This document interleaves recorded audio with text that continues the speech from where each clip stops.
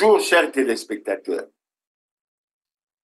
Nous sommes aujourd'hui le samedi 16 novembre 2024 et nous sommes fidèles à notre rendez-vous.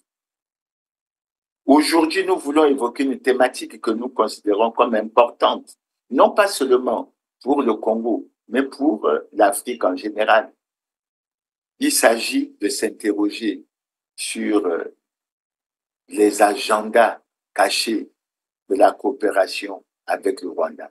Nous laissons le sujet ouvert parce qu'il intéresse également la République centrafricaine. Il intéresse également la République démocratique du Congo et il finit par intéresser le Congo qui a signé des accords et pour lesquels il y a beaucoup d'interrogations qui n'ont jamais été levées. Maintenant, s'agissant du Mozambique, nous devons dire qu'il y a beaucoup de vidéos qui ont été tournées. Et il y a une vidéo très pathétique où on voit une jeune fille s'adresser directement au président Paul Kagame pour lui demander de retirer les forces de défense rwandaises au niveau du Mozambique. Et ce n'est pas seulement son sentiment, c'est le sentiment des Mozambicains aujourd'hui. Parce qu'il faut indiquer, il faut relever qu'au départ, on avait fait appel aux forces de défense rwandaises pour régler un défi au niveau de la sécurité dans le nord du Mozambique avec des extrémistes. Et il semble qu'au départ, les Mozambicains étaient très contents. Ils étaient très heureux de ce qu'ils considéraient comme l'efficacité des forces de défense rwandaises.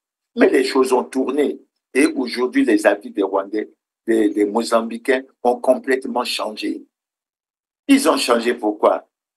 Parce que au fil du temps, les Mozambicains ont découvert qu'il y avait à travers l'action des forces de défense rwandaises comme une espèce d'agenda caché de volonté d'expansionnisme régional, de volonté de contrôler l'appareil de sécurité du Mozambique, de volonté d'en imposer, de sorte qu'aujourd'hui, les Mozambicains considèrent les forces de défense rwandaises comme une machine à tuer. Pas à tuer n'importe qui, mais à tuer les Mozambicains. Ce qui pose un certain nombre de problèmes et qui les amène à s'interroger. Donc, vous voyez, d'une vision bien claire au départ, on s'est rendu compte dans l'application des choses que les choses ont évolué. Et aujourd'hui, les forces de défense rwandaises sont accusées d'ingérence dans les affaires intérieures du Mozambique. Elles sont accusées de vouloir en imposer, de vouloir imposer leur volonté aux Mozambicains. Et les Mozambicains sont arrivés à un point où ils ne l'acceptent plus du tout. La goutte d'eau qui a fait déborder le vase est apparue avec les élections qui ont été organisées, où on soupçonne même les forces de défense rwandaises d'avoir intervenu pour pratiquement essayer de contrer les manifestations qui ont été faites, mais avec des dégâts en termes de tuerie, etc., extrêmement importants. Et aujourd'hui, les appels qui sont lancés à travers le pays, et il faut, à mon avis, que cela soit vu à travers les vidéos qui ont été réalisées. Ce sont des appels où on appelle le président Kagame à retirer du Mozambique les forces de défense rwandaises. Et les Mozambicains estiment aujourd'hui que l'objectif a été détourné, que la vision qui apparaît maintenant au niveau des forces de défense rwandaises est une vision qui ne coïncide pas avec les besoins du Mozambique. Crise au Mozambique. Accusation contre Kagame et l'armée rwandaise de piller le pays.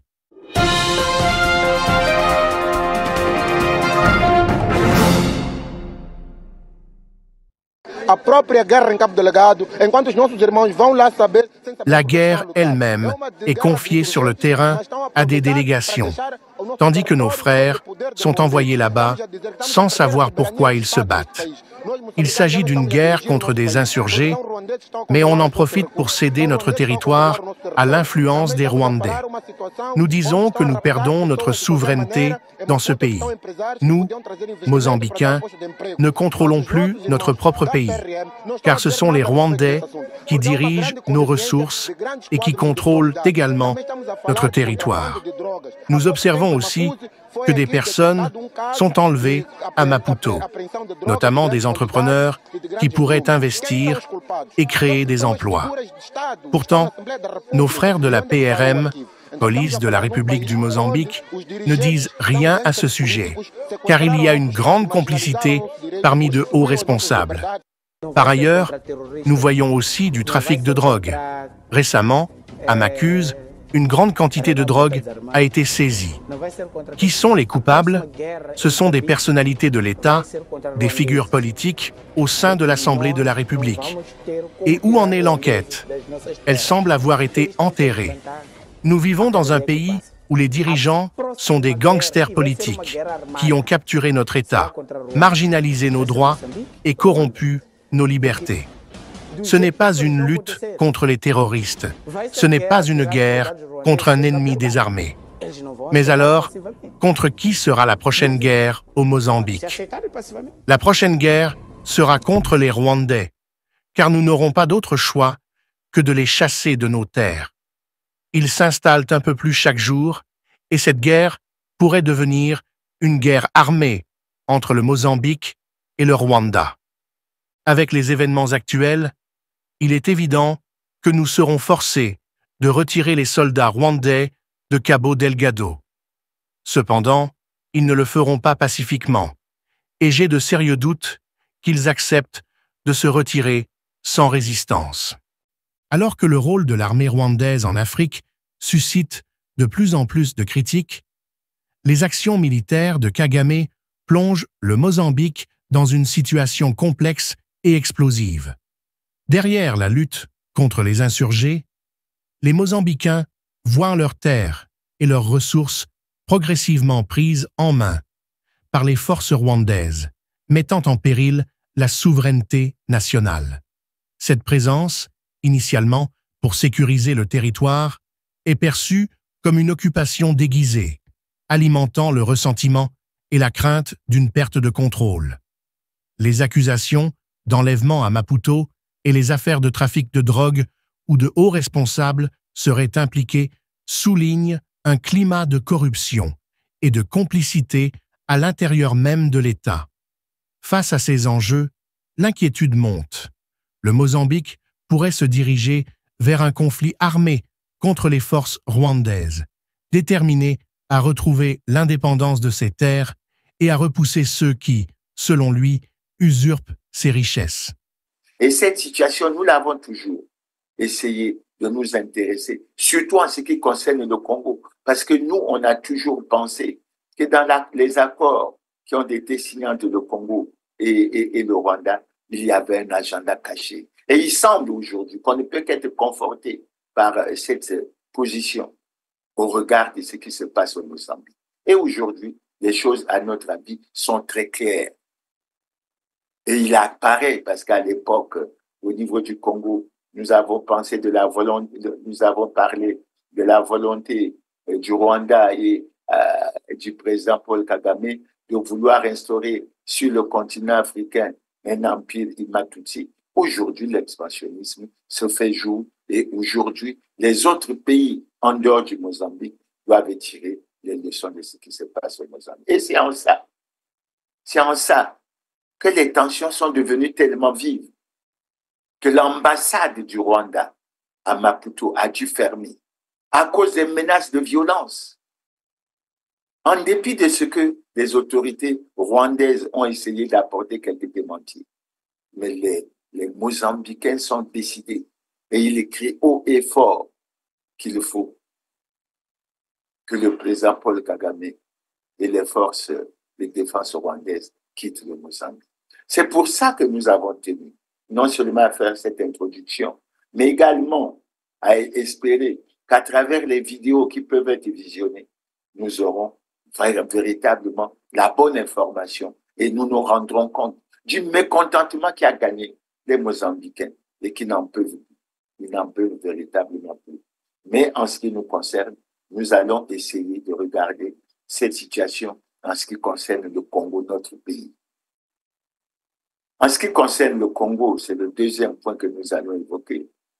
Nous tenons à rappeler qu'en novembre 2021 et en avril 2022, le Congo a signé une série d'accords avec le Rwanda. Excellence Président Sassou Nguesso, Your Excellency President Paul Kagame, nous vous remercions pour votre présence ce matin après une très longue soirée. Nous commencerons par une discussion bilatérale suivie par une séance avec les membres de la presse ici présents. Monsieur le ministre Denis Christelle Sassou Nguesso, on vous invite à prendre la parole. Excellence, Monsieur le Président de la République du Congo, Excellence, Monsieur le Président de la République du Rwanda, Mesdames et Messieurs les ministres, Mesdames et Messieurs les ambassadeurs, Mesdames et Messieurs, la coopération entre la République du Congo et la République du Rwanda est régie par l'accord cadre de coopération signé le 22 novembre 2011 à Kigali, lequel a institué la Grande Commission mixte de coopération qui compte à son actif 5 sessions. La dernière session a été tenue les 23 et 24 novembre 2021 par visioconférence.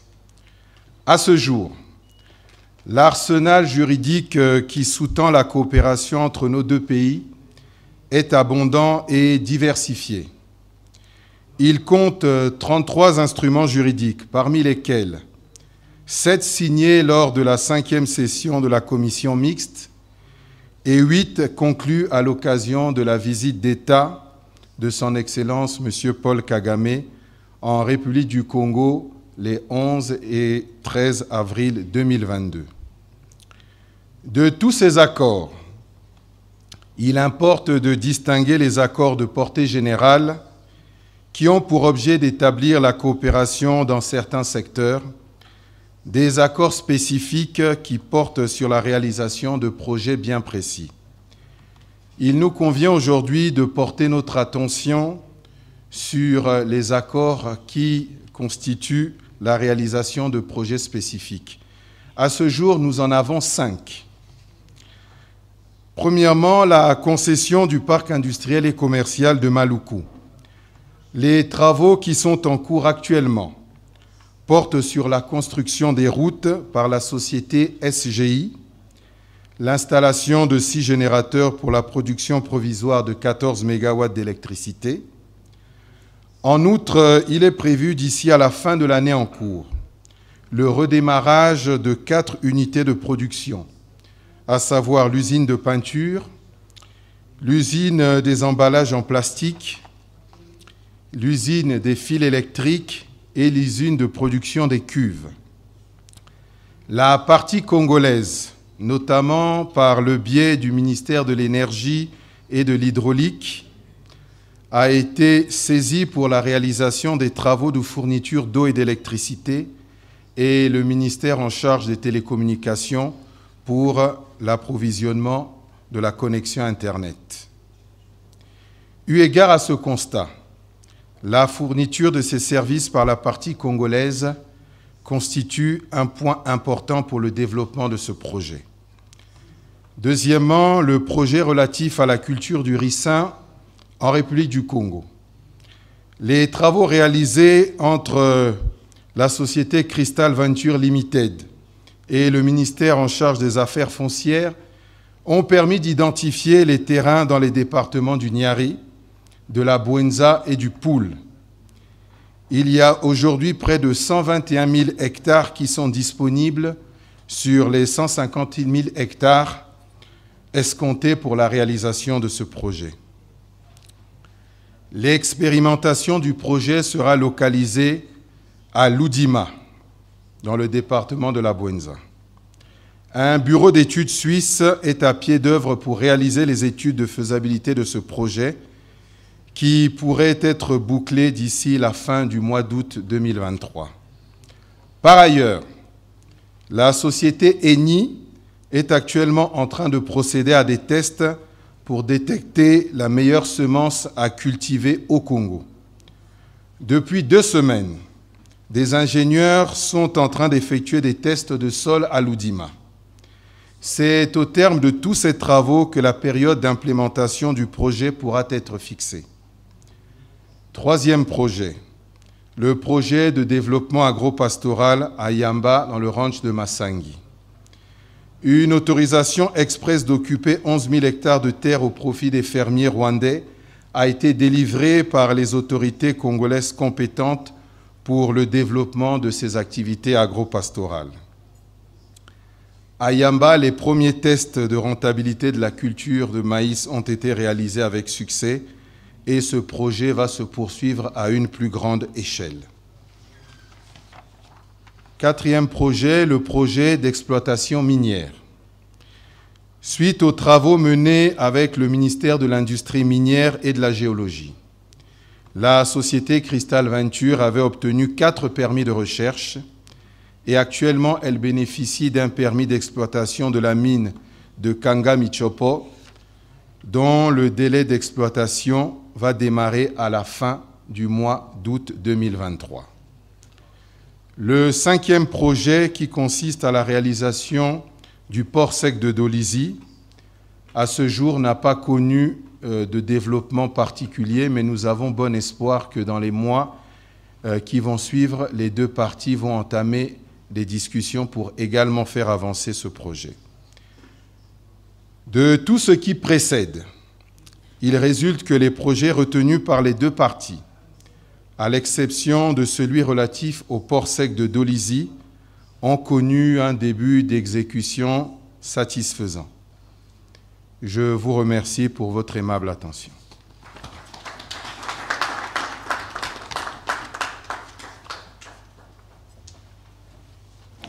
Merci, Monsieur le ministre. On va procéder à la signature d'un accord. On invite le ministre du Commerce, ministre Ngabitsinze. L'accord signé et le protocole d'accord pour accélérer la mise en œuvre de l'accord sur la ZLECAf.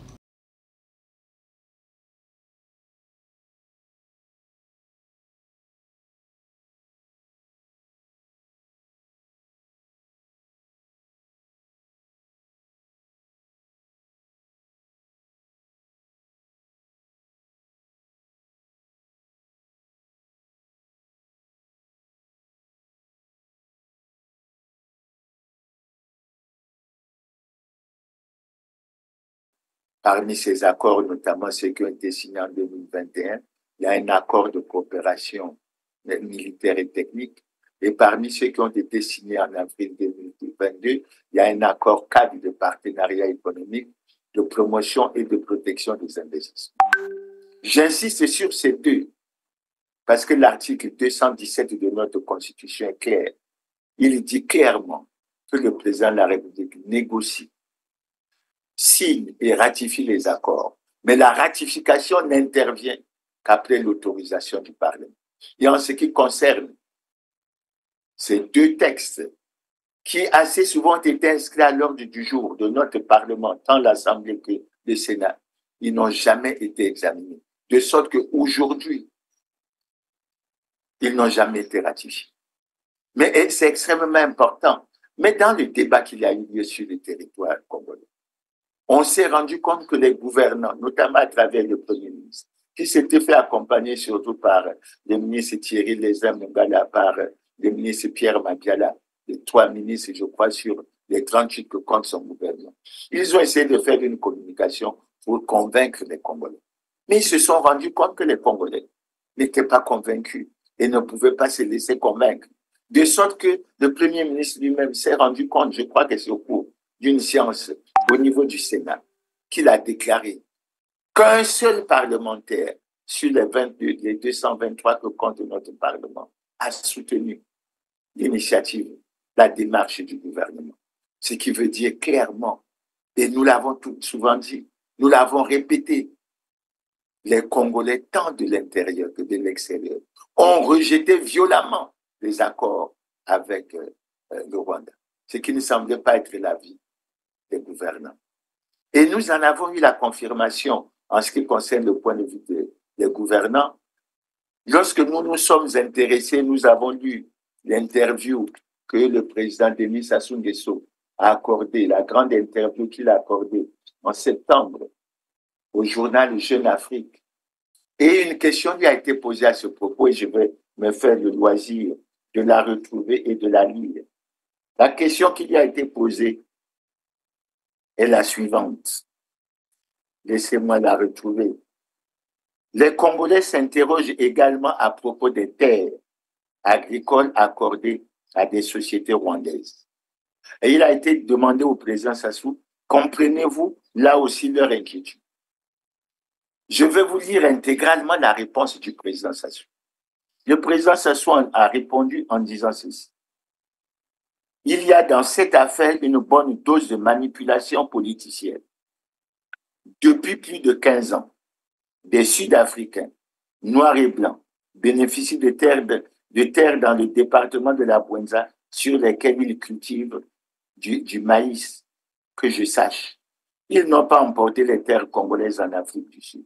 Et récemment, des sociétés ivoiriennes et sénégalaises ont soumissionné pour des projets d'exploitation à une centaine de kilomètres de Brazzaville. Des Émiratis, des Saoudiens, des Qataris sont eux aussi demandeurs.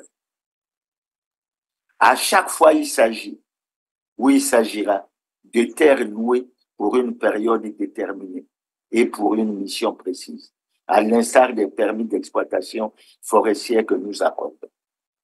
La main-d'œuvre est locale, ce qui est une source de revenus pour les populations. C'est exactement ce schéma qui prévaut avec le Rwanda. Ce sont des sociétés d'intérêt rwandais, mais de droit congolais. Et écoutez bien, jamais il n'a été question de leur vendre des terres et jamais 1 mètre carré de terre congolaise ne sera cédé.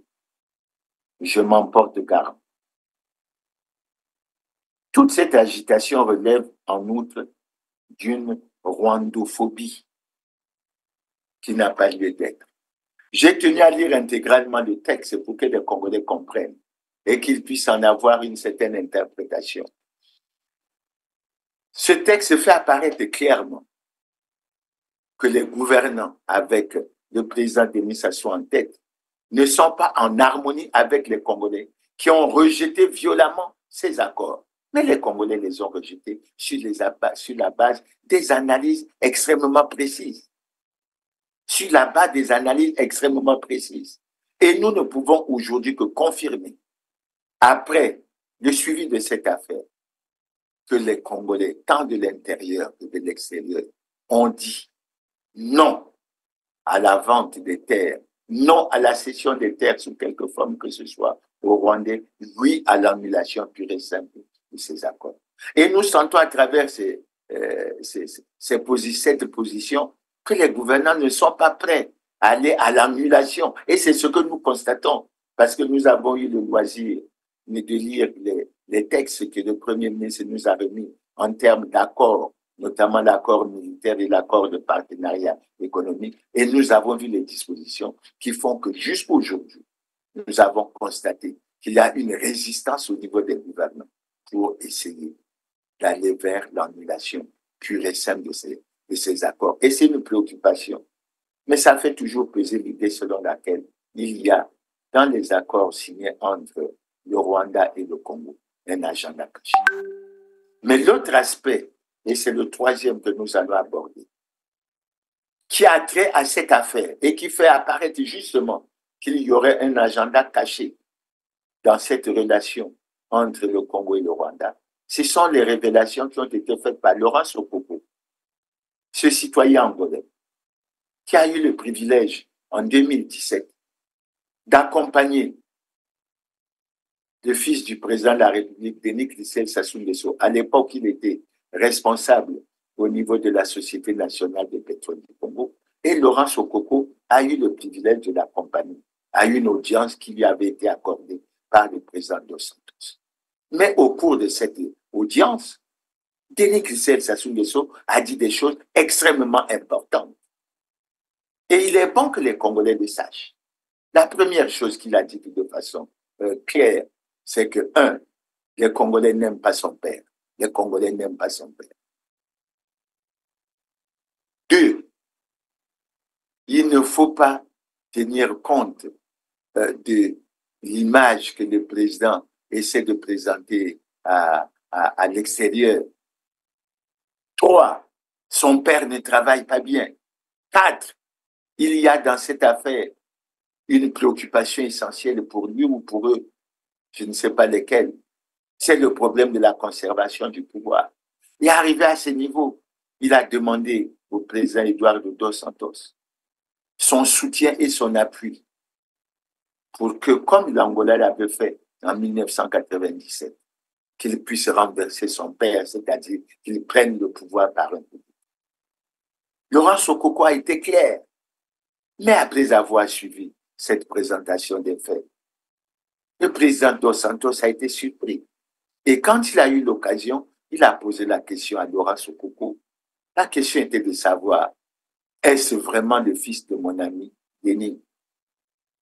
Et à Laurent Sokoko de lui confirmer, oui, c'est son fils. Ah bon, c'est son fils et il veut que j'ai sur mes mains le sang de son père, mon ami. Ce qu'il voulait dire à travers ces questions, que le président dos Santos a en fait donné une fin de non-recevoir. Et c'est là l'importance des révélations de Laurent Sokoko. Ce n'est pas Mirassa qui le dit, c'est Laurent Sokoko et les vidéos existent. Elles sont d'ailleurs même très nombreuses.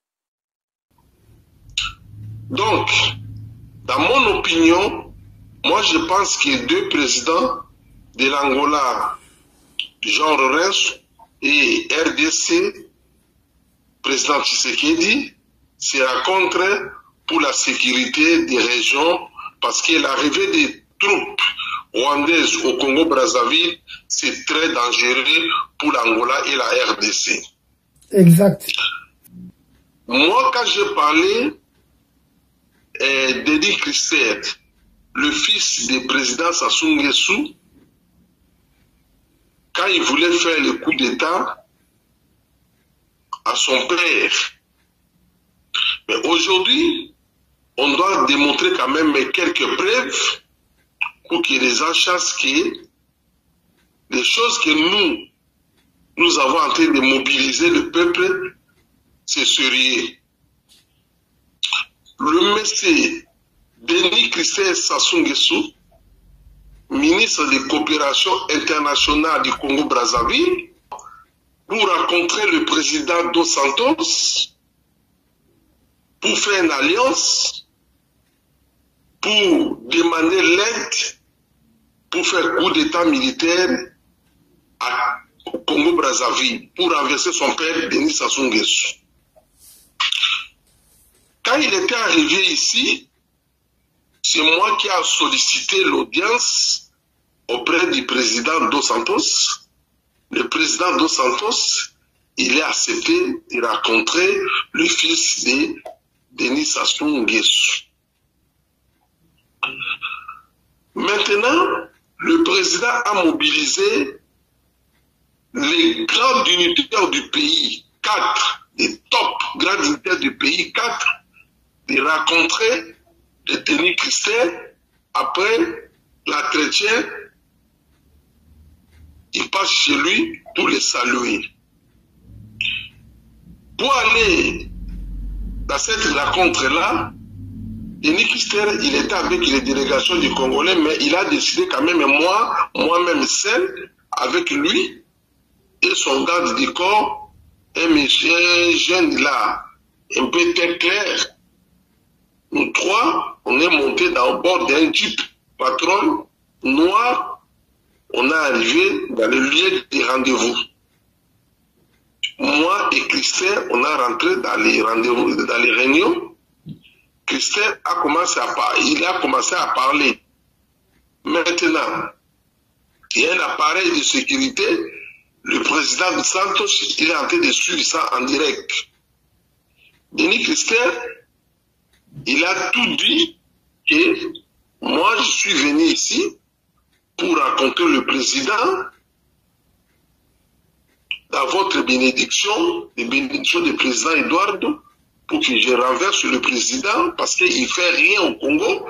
Moi, je voulais être président de la République du Congo. Ah bon? Oui, je voulais votre appui. Comme vous avez fait à mon père à l'époque, que aussi chez moi aussi. Les autorités, ils sont en train d'écrire. Tout le monde, il était là-bas, chacun prend un petit bout de papier, ils ont commencé à écrire. Maintenant, on a quitté les lieux des réunions. On a quitté là-bas, on a parti directement dans un villa en cachette pour qu'on voit directement le président Dos Santos. Dans les villas là, on était en deux. Moi et Denis Christer. Dos Santos a posé une question. Il a demandé si c'est vrai, le petit, il est le fils de Sassou Nguesso. C'est moi qui a confirmé, j'ai dit oui, c'est son fils. Tu peux me garantir qu'il est fils de Denis Sassou Nguesso? Moi j'ai dit oui, il est fils de Denis Sassou Nguesso. Il a dit écoute, moi je connais Denis. Denis c'est mon frère. Moi je ne peux pas accepter de mettre le sang de Denis dans ma main. Je ne peux pas.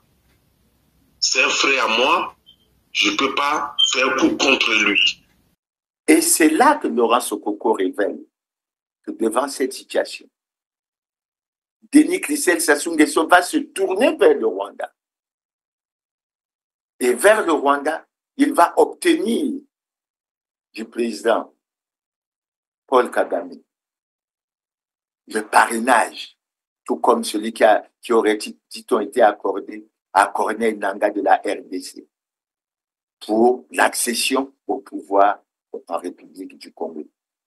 Il devait en être de même pour Corneille Nangaa en République de la RDC. Je n'entre pas dans les détails, mais j'évoque ce détail pour voir. Mais parce que c'est une démarche de mise sous tutelle et de mise sous parrainage du Congo, sous le parrainage du Rwanda, ce qui est véritablement inacceptable. Alors, nous avons toujours été surpris que devant cette révélation de Laurent Sokoko, nous avons toujours été surpris du silence des autorités congolaises. Silence à tous les niveaux. Du silence des acteurs politiques. Et pourtant, au moment où cette vidéo sort, Denis Christel Sassou Nguesso, tout en étant fils du président, il est membre du bureau politique du Parti congolais du travail. Et il est ministre de la coopération internationale et du partenariat public-privé. Vous voyez bien que ça a pris notre connotation. Cette fois-ci, ce n'est pas l'opposition radicale qui a donné ce point de vue sur le bilan du président Denis Sassou Nguesso et du PCT, mais c'est un membre du bureau politique du Parti congolais du travail. Ce qui nous conforte dans l'idée que les Congolais ont en disant, ben, nous, au moins, on a l'avantage de le dire à haute voix. Et ce qui est surprenant par la suite, c'est que Denis Christel Sassou Nguesso est pratiquement le seul membre du gouvernement à signer des accords avec le Rwanda. C'est-à-dire qu'il a eu les pleins pouvoirs du président de la République. Mais aujourd'hui, le président de la République se rend compte, s'il ne le savait pas maintenant à travers les vidéos, il le sait, que son fils nourrissait ou nourrit un projet d'assassinat du président de la République. Est-ce qu'on peut rester silencieux tout en sachant que dans une telle démarche, il y aurait eu perturbation et menace de la paix dans le pays? Et tranquillement, rien n'est fait. Les uns les autres continuent les activités là où ils sont. Mais ce qui nous chagrine, c'est lorsqu'on rapproche cette affaire à la jurisprudence de Jean-Marie Michel Moukoko. Parce que les Congolais doivent se souvenir que lorsque le 16 février 2016, Jean-Marie Michel Moukoko a fait l'annonce de sa candidature à l'élection présidentielle de 2016. Dans la soirée, les Congolais qui ignoraient tout ont vu circuler une vidéo mettant en cause Jean-Marie Michel Moukoko. On ne sait dans quelle opération. Et cette vidéo a été récupérée par les médias officiels. Et quelque temps après, Jean-Marie Michel Moukoko a été convoqué à la Direction générale de la surveillance du territoire et la procédure a commencé. Le silence, c'est la stratégie adoptée ici par le général Jean-Marie Michel Moukoko lors de l'ouverture de son procès lundi devant la chambre criminelle de la cour d'appel de Brazzaville au Congo. Selon l'acte d'accusation lu séance tenante, l'officier est accusé d'atteinte à la sûreté intérieure de l'État, de détention illégale d'armes et munitions de guerre et de troubles à l'ordre public. L'ancien chef d'état-major, ancien conseiller du président Denis Sassou Nguesso et candidat malheureux à la présidentielle de 2016, dont il n'a jamais reconnu les résultats, après avoir nié les faits qui lui sont reprochés, s'est refusé à toute déclaration. Il a évoqué son immunité, une option soutenue par ses avocats pour qui leur client a été élevé en 2001 au rang de dignitaire de la République et par conséquent ne peut être poursuivi par une quelconque juridiction. Un argument battu en brèche par les avocats de la partie civile qui rétorquent que l'accusé manque l'occasion de se défendre et de prouver aux yeux des Congolais qu'il est totalement innocent.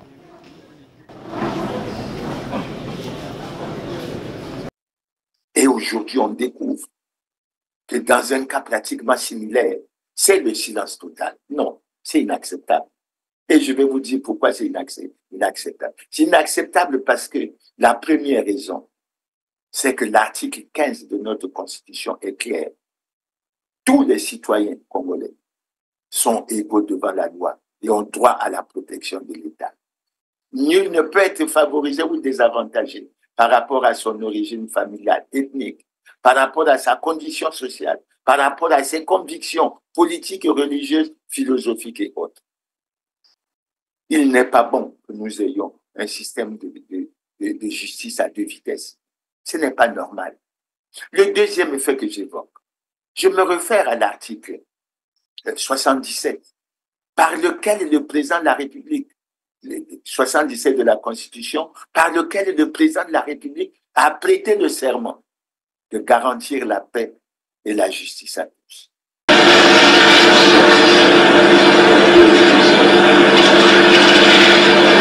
Devant la nation et le peuple congolais, moi, Denis Sassou Nguesso, président de la République,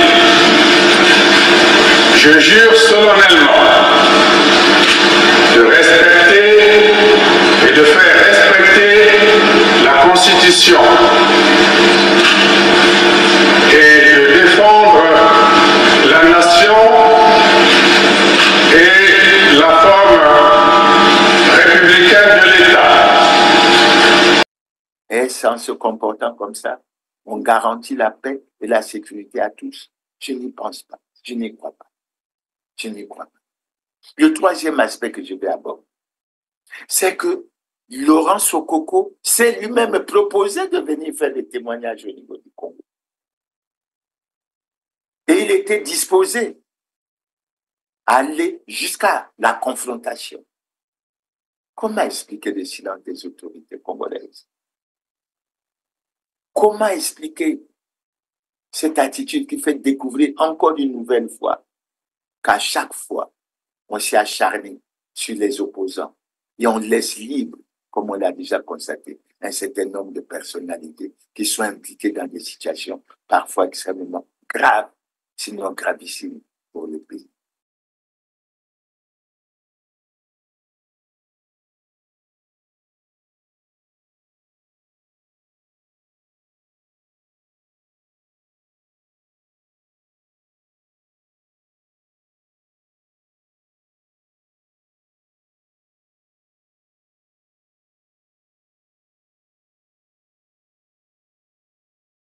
Et aujourd'hui, lorsqu'on parle de ce genre d'affaires, on peut être libre, mais il faut se rendre compte que Jean-Marie Michel Moukoko est en train de purger sa 9e année au niveau de la prison.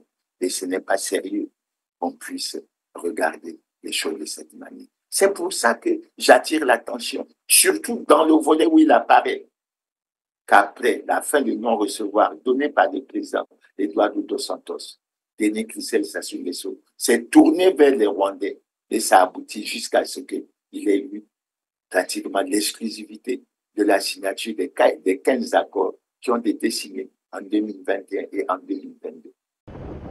12 000 hectares de terres agricoles vont être mis à la disposition du Rwanda dans 3 départements de la République du Congo. C'est l'une des principales résolutions prises en vertu des accords conclus entre les deux États au terme de la visite officielle du président rwandais Paul Kagame et ses ministres des Affaires étrangères et des Finances du 11 au 13 avril 2022 en terre congolaise.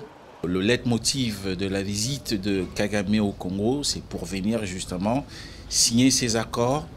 On parle de la cession de pratiquement 12 000 hectares de terre, mais aussi surtout le contrat qui est, n'est-ce pas, attribué au holding Crystal Venture. Et on parle quand même de plus de 110 milliards de francs CFA qui sont versés par Kigali pour donc racheter les zones industrielles de Maluku. La République du Congo compte 10 à 12 millions de terres arables, dont moins de 5% sont exploitées pour une agriculture vivrière. Par ailleurs, les deux chefs d'État ont assisté aux signatures de 2 accords, 3 protocoles, 2 mémorandums d'entente et une convention de concession dans le domaine agricole. Les attentes, le Rwanda voudrait bien capitaliser cette expansion et ce hub qu'il vient de créer au Congo-Brazzaville. Je vous rappelle que la seule ambassade qui existe pour beaucoup de pays en Afrique centrale, en dehors de Kinshasa, c'est Brazzaville. Donc Kagame est un peu stratégique, a compris que le Congo peut être le hub à partir duquel il peut mener ses affaires en direction de l'Afrique centrale, mais aussi, pourquoi pas, de l'Afrique tout entière. Paul Kagame et Denis Sassou Nguesso ont demandé à leurs gouvernements respectifs de s'activer à l'élaboration des plans d'action pour débuter l'exécution des accords qui ont été conclus. Maintenant, suite à ça, je crois qu'il est important de regarder les dossiers. Il faut revenir sur les dossiers tels que nous les avons suivis. Et lorsqu'on parle des dossiers, nous tenons à rappeler que l'article 217, nous l'avons déjà évoqué, l'article 217 est clair. Il dit clairement que le président de la République négocie, signe et ratifie les accords internationaux. La ratification n'intervient qu'après l'autorisation du Parlement. Et je vous ai fait état de ce que sur 2 accords, notamment l'accord de coopération militaire et technique et l'accord de partenariat économique et de promotion et de protection des investissements. La ratification n'a jamais été faite.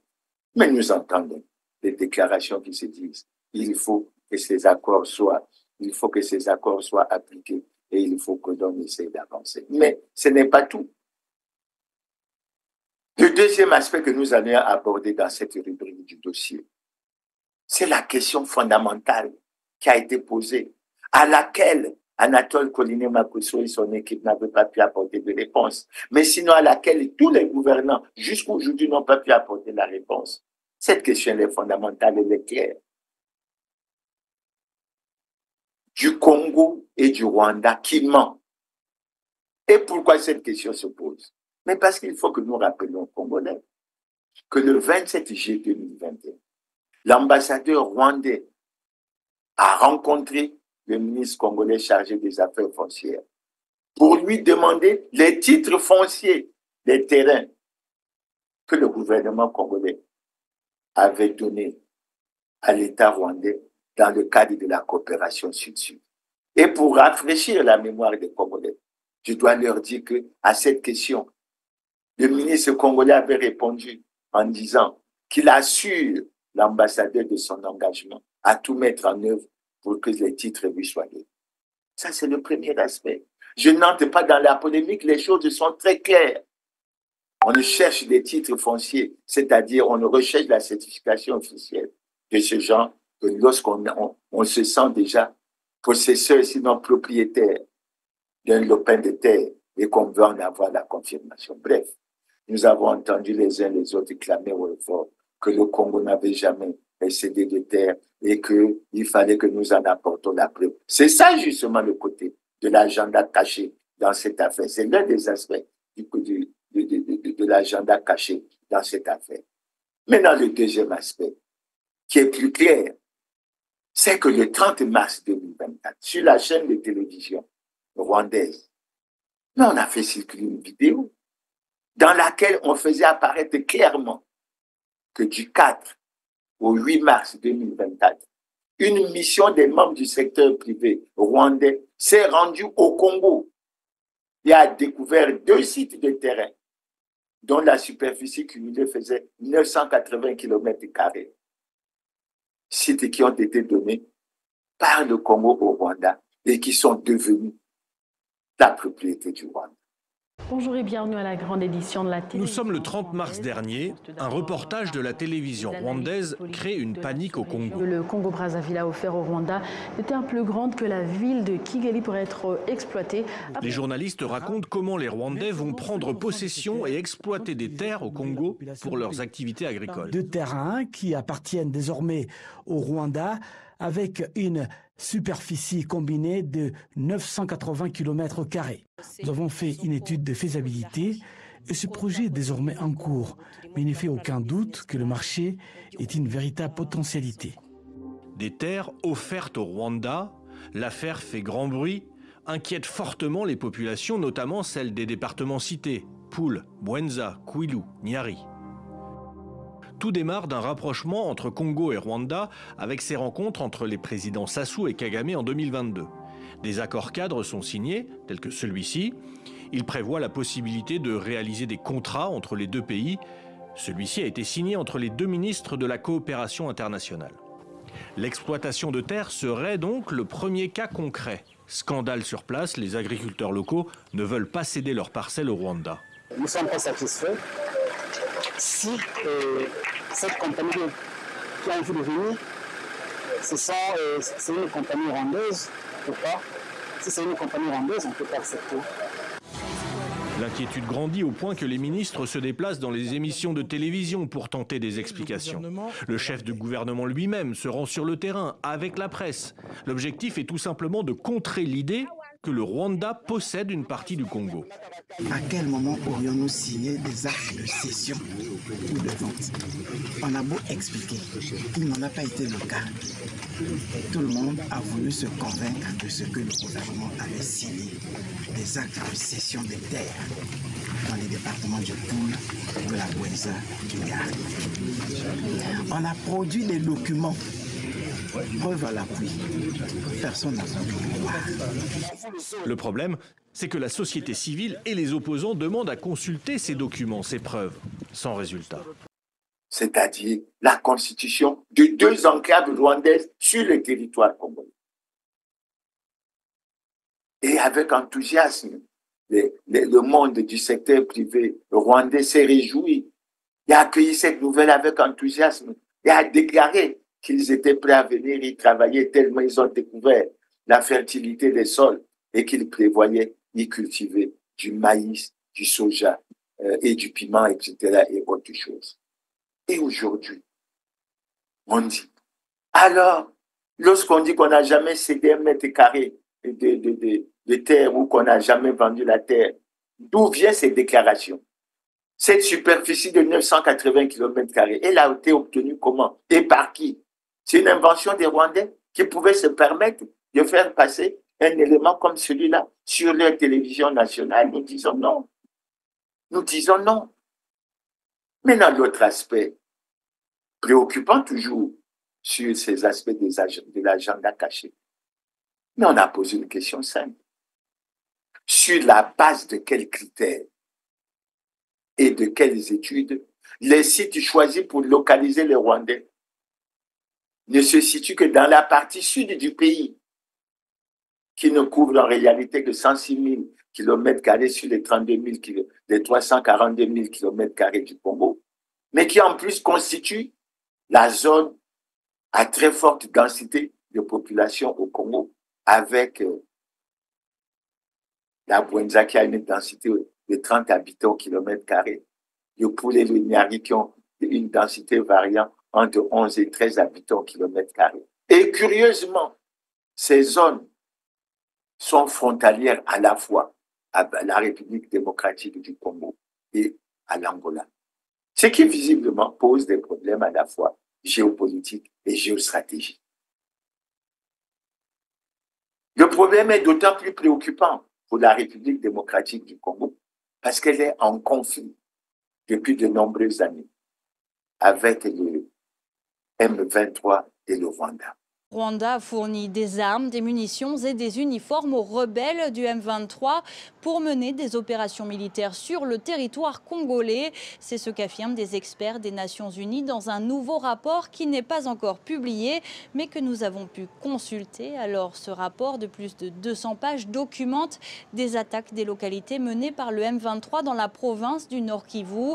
Et les experts onusiens disent avoir collecté des preuves substantielles démontrant l'intervention directe des forces rwandaises en RDC. Alors ces preuves, ce sont des témoignages des habitants des localités attaquées et de la société civile sur place, mais aussi des photos prises sur place et par drone. Alors sur ces photos, on peut voir des munitions utilisées par l'armée rwandaise et récupérées par les forces armées congolaises, mais aussi des hommes portant des uniformes et du matériel connu pour être utilisé par les forces rwandaises. Le rapport documente des faits qui se sont produits entre novembre 2021 et octobre 2022. Alors c'est un rapport très attendu ici à Kinshasa car les autorités dénonçaient depuis plusieurs mois le soutien rwandais aux rebelles du M23. Des accusations qui jusque-là avaient du mal à être entendues. Des sources politiques en coulisses dénonçaient l'inaction de la communauté internationale. Désormais, le Rwanda est aussi accusé par les États-Unis et plusieurs pays européens de soutenir les rebelles du M23. Malgré tout, Kigali continue de nier et accuse à son tour Kinshasa d'instrumentaliser un conflit à des fins politiques. Et ce n'est pas une chose tout à fait normale que l'on puisse aller dans ce sens-là. Le quatrième aspect que nous avons abordé dans ce dossier, parce qu'il y en a tellement, c'est le soutien visiblement que les gouvernants congolais veulent apporter au Rwanda. Nous parlons de soutien de quoi? Mais parce que lorsqu'on installe à Maluku, pratiquement à la frontière de la RDC, la société Crystal Venture, qui n'est rien d'autre qu'une structure de la nomenclature militaire rwandaise. Plus le pays est stable, plus les entrepreneurs rwandais s'installent. Et tout est fait pour faciliter les échanges. Kigali a ouvert une agence de la compagnie aérienne nationale Rwandair, offrant des vols directs. Plus de 700 expatriés rwandais seraient déjà installés à Bangui. C'est ici, dans le bâtiment des Kati de l'Assemblée nationale, qu'ont été scellés plusieurs accords économiques entre le Rwanda et la Centrafrique. Des sociétés rwandaises ont été autorisées à exploiter des mines de diamants, d'or et de nickel. Les deux pays ont multiplié les contrats après l'accord militaire de 2019. À Damara, à 1 heure de route de la capitale, un énorme chantier sort de terre. Cette future exploitation agricole appartient à l'un des plus riches hommes d'affaires du Rwanda, un ancien ministre, à la tête d'une chaîne de supermarchés et d'usines textiles en Chine. Et il confie avoir plus de 40 000 hectares de terre. 5 000 ont été défrichés. Tout ce que vous voyez, tout ça, ce sont mes terres. Acheté sur ses fonds privés, nous dit-il, mais il préfère taire les détails de ses investissements. J'ai acheté une parcelle de terre et le gouvernement m'en a donné une autre. Parce qu'ils veulent développer le pays. Regardez autour de vous, il n'y a que de la forêt. Plus de 70 000 hectares de terres arables auraient été attribués à des investisseurs rwandais pour développer l'huile de palme ou le coton. Mais qui sont ces hommes d'affaires rwandais à qui on ouvre toutes les portes en Centrafrique? Destination Kigali, la capitale du Rwanda, à moins de 3 heures de vol de Bangui. Le Rwanda est un tout petit pays, très peuplé, doté de peu de ressources naturelles. Clé du redressement rwandais, une société très discrète. Située au 14e étage de cet immeuble, Crystal Ventures, autrefois nommé Tristar, le conglomérat mis en place par la diaspora Tutsi pour reconstruire le pays après le génocide. Ce fonds d'investissement est la propriété du parti présidentiel et Paul Kagame est à la tête de la holding. Ici, personne n'a accepté de nous recevoir. Crystal Ventures est aujourd'hui le deuxième employeur du pays, après l'État. 12 000 salariés dans tous les secteurs, de la restauration à la téléphonie mobile, en passant par la construction, l'agroalimentaire ou la sécurité. Depuis quelques années, le fonds d'investissement du parti de Paul Kagame s'est lancé à l'assaut du continent africain. C'est aussi le plus gros producteur de lait du pays. Pour les spécialistes du Rwanda, le fonctionnement de Crystal Ventures reste encore très obscur. C'est incroyablement opaque. Comment Crystal Ventures fonctionne exactement, d'où ils obtiennent leurs fonds, où ils investissent ces fonds. Tout cela est vraiment trouble. Et le gouvernement fait tout pour maintenir ce flou. Je pense que c'est parce qu'ils ne veulent pas dire à quel point la société est contrôlée par l'État. Tout ce qu'on voit en ce moment, Crystal Ventures en Afrique, le rôle croissant de l'armée rwandaise sur le continent, tout cela vient des plus hautes instances de l'État. C'est en quelque sorte téléguidé, imposé par le président Kagame via la branche financière de son parti et sans en parler avec le reste de la société rwandaise. Le Rwanda s'enrichit grâce à son expansionnisme économique. L'Afrique sans frontières, une zone franche de l'Afrique centrale à l'Afrique australe, un grand rêve porté par le Rwanda. Ça fait quoi? C'est un choix qu'on a fait. Nous avons choisi de soutenir le Rwanda dans ce conflit. Et c'est un avis que les Congolais ne partagent pas. Et le faisant, en fait, nous voulons faire quoi? Nous voulons faire profiter au Rwanda de l'utilisation de nos terres pour se procurer des moyens financiers afin de continuer la guerre en RDC et continuer à perpétrer les massacres au niveau de la République, à l'est de la République démocratique du Congo. Vision que les Congolais ne partagent pas du tout et ils ne soutiennent pas du tout cela. Et c'est très grave, c'est véritablement très important.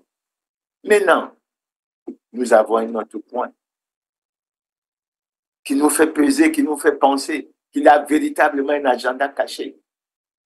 Comment on a pu choisir sans appel d'offres le Rwanda, soi-disant, qui ne fait pas partie du top 10 des pays agricoles africains, qui n'a pas une expérience avérée dans la culture du ricin, qui est une culture dangereuse pour sa toxicité et qui appauvrit les sols.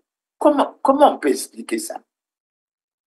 C'est des choses qui sont véritablement anormales. Et en ce qui me concerne, on aurait pu penser à des pays qui ont de l'expérience avérée dans ce domaine. Et nous l'avons déjà dit, comme l'Éthiopie, comme l'Angola. En matière de performance, nous aurions pu penser également au Kenya, on aurait pu penser au Cameroun, on aurait pu penser à la Côte d'Ivoire. Et que ce choix est apparu très curieux et ne faisait l'ombre d'aucun doute qu'il y avait un agenda caché. Donc voilà, en ce qui concerne le rappel un peu du dossier, avec les aspects justement d'agenda caché, pour que nous essayons d'avancer et de tirer. Maintenant, le cinquième point que nous allons aborder, mais c'est l'ingérence que nous avons déjà vécue dans les affaires intérieures de notre pays, à travers des déclarations inacceptables et intolérables, à la fois du ministre rwandais des Affaires étrangères et de la coopération internationale et de l'ambassadeur rwandais en République du Congo. C'est dans le cadre de la consolidation des liens d'amitié et de coopération qui unissent le Congo et le Rwanda depuis plus de 4 décennies que le président de la République, Denis Sassou Nguesso, s'est entretenu ce mercredi avec le ministre rwandais des Affaires étrangères et de la coopération internationale, Olivier Jean-Patrick, porteur d'un message écrit du président Paul Kagame à son homologue congolais. Le deuxième point, quant à lui, a été relatif à la polémique née au sujet de la prétendue vente des terres du Congo au Rwanda. Pour le chef de la diplomatie rwandaise, le Congo n'a pas vendu ses terres au Rwanda. Cette polémique, a dit le ministre rwandais, n'a pas sa raison d'être. Deuxième point, c'était relatif à une polémique malheureuse qu'on a entendue ces derniers mois sur l'accord partenariat économique entre le Rwanda et le Congo. surtout sur une prétendue cession de partie du territoire congolais au Rwanda. Et donc nous sommes venus ici réaffirmer que cette polémique malheureuse n'a pas lieu d'être, puisque la République du Congo n'a pas cédé la moindre portion du territoire congolais au Rwanda, et n'a vendu la moindre terre, n'a donné la moindre terre au Rwanda. Il y a simplement eu des accords de partenariat économique où des entreprises rwandaises sont venues explorer des opportunités d'investissement dans le domaine agricole. J'ai dit à son Excellence, Monsieur le Président, qu'il s'agit bien entendu d'une polémique qui a été créée, entretenue par des groupes politiques pour s'en prendre au Président, à ses réalisations et au gouvernement, mais que nous, gouvernement rwandais, nous sommes prêts vraiment à faire cette pédagogie pour expliquer la nature exacte de nos accords, qui sont en fait des accords gagnant-gagnant. Véritablement inacceptable. Et nous relevons que c'est avec beaucoup de culot et avec beaucoup d'audace, beaucoup d'impolitesse, qu'ils ont osé parler de venir faire la pédagogie aux Congolais, ce qui est véritablement inacceptable.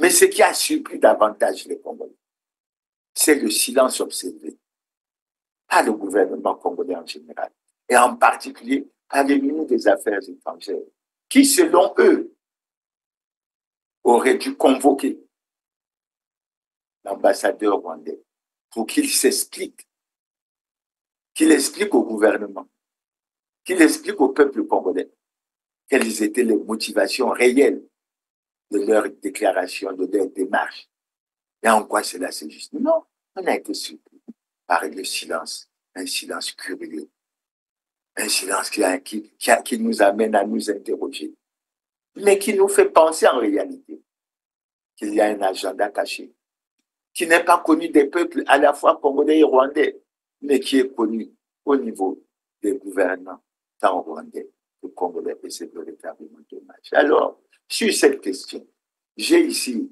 sous mes yeux, une correspondance qui a été adressée par une coalition des ONG et des associations au ministre congolais des Affaires étrangères et des Congolais de l'étranger. La correspondance a été envoyée le 22 août 2024 parce que cette coalition a voulu exprimer son vif mécontentement, je dis bien son vif mécontentement, relativement aux propos injurieux, discourtois et vexatoires proférés au peuple congolais, d'une part par le ministre des Affaires étrangères et de la coopération du Rwanda, et de l'autre part par l'ambassadeur du Rwanda accrédité en République du Congo.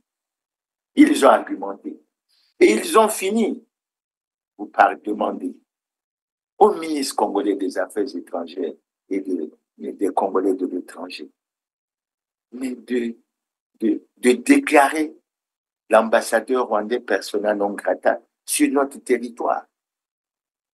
Ils l'ont réclamé parce qu'ils estimaient que cela sera justice pour le peuple congolais qui, déjà frustré, se sent une fois humilié et méprisé. Peut-on comprendre le silence à la fois du gouvernement? Peut-on comprendre le silence du ministre des Affaires étrangères et des Congolais de l'étranger? Il y a véritablement un problème. Il y a véritablement un problème. C'est pour ça que nous avons tenu à profiter de la situation qui a permis aux Mozambicains de se lever, d'attirer l'attention des Congolais et de dire qu'il faut que les Congolais prennent conscience que le destin de leur pays est entre leurs mains. Et on ne peut pas se permettre d'aller vers une situation comme celle qui est vécue par le Mozambique aujourd'hui, si les Congolais sont en éveil. Et leur responsabilité, c'est justement de défendre le territoire congolais et de défendre le Congo. C'est pour ça qu'en conclusion, nous allons dire que franchement, nous avons été très préoccupés par les vidéos, par les informations qui ont circulé sur la situation, sur la crise qui se présente au Mozambique. Cette crise a amené des tensions. Ces tensions ont amené, y compris la fermeture de l'ambassade du Rwanda à Maputo, ce qui est un acte au plan diplomatique qui est extrêmement grave et qui est important. Mais cela se base sur les accusations qui sont faites par les Mozambicains sur le fait que le président Paul Kagame et les forces de défense rwandaises pillent le Mozambique. Et que finalement leur présence ne se justifiait plus par les objectifs initiaux qui avaient été définis, mais que les Rwandais sont venus avec une idée d'expansionnisme régional, avec une volonté d'imposer des ambitions du président Paul Kagame, certainement de dominer l'Afrique, peut-être l'Afrique australe, mais il en est de même pour l'Afrique centrale, avec déjà ce que nous évoquons en termes de RDC, Congo-Brazzaville, Angola et certainement Centrafrique. Je ne parlerai pas de la situation du Centrafrique, je laisse aux Congolais eux-mêmes le loisir de définir. C'est pour ça que nous venons au Congo. Nous venons dire aux Congolais, ne dormons pas, soyons vigilants sur cette question. Nous avons, de façon violente, rejeté ces accords. Nous avons clamé haut et fort non à la vente des terres, non à la cession des terres sous quelque forme que ce soit au Rwandais, oui à l'annulation pure et simple de ces accords.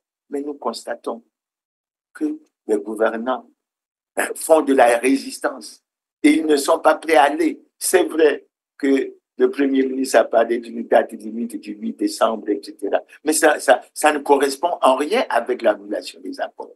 Ces accords doivent être purement et simplement annulés. Et aujourd'hui, tel que nous le voyons et tel que nous vivons l'expérience au niveau du Mozambique, nous constatons que ces accords touchent aux aspects du contrôle de la sécurité du pays. Ça touche y compris à l'ingérence possible du Rwanda dans les affaires intérieures de notre pays. Ça conduit à la perte de la souveraineté. Ça conduit à beaucoup d'autres aspects que nous ne tenons pas à énumérer. C'est pour ça, chers compatriotes, que nous avons choisi de revenir sur ce sujet.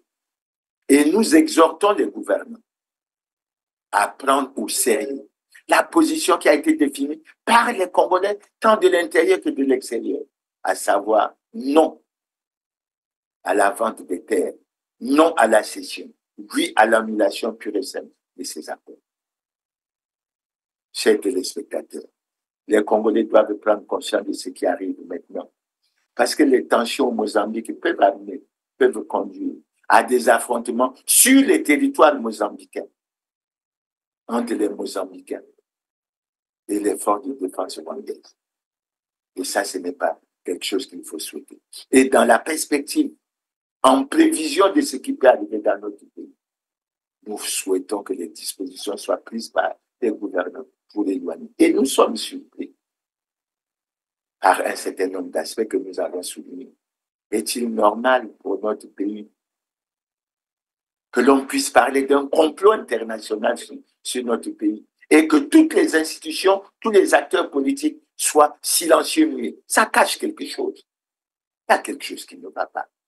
Surtout que Laurent Sokoko, qui a fait les révélations, était disposé à venir apporter son témoignage et à participer à des confrontations. Pourquoi les Congolais ont fait ça? Est-ce qu'on peut être silencieux dans un projet de tentative d'assassinat du président de la République? C'est là où je dis, il ne faut pas confondre la famille et l'État.